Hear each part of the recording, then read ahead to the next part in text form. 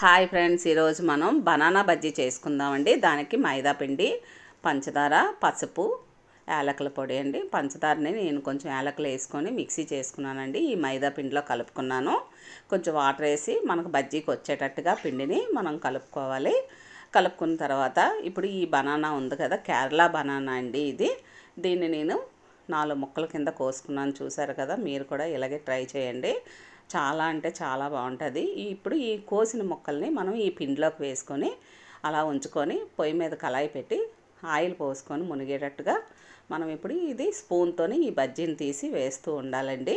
చేత్తో అయితే మనకు జారిపోతుంది, పిండి కూడా ఎక్కువ పట్టేస్తుంది. అందువల్ల స్పూన్తోనే వేసుకోండి. చక్కగా మీరు కూడా ఫ్రై చేసి ఈ బనానా బజ్జీని ఒకసారి మీరు కూడా ట్రై చేయండి. చాలా అంటే చాలా బాగుంటుంది. ఇలా రెడ్డిష్ వచ్చింది చూసారా ఫ్రెండ్స్, అలాగే రావాలి, మరి మాడకూడదు, మరి ఇది అవ్వకూడదు. ఇలా నేను చేసినట్టే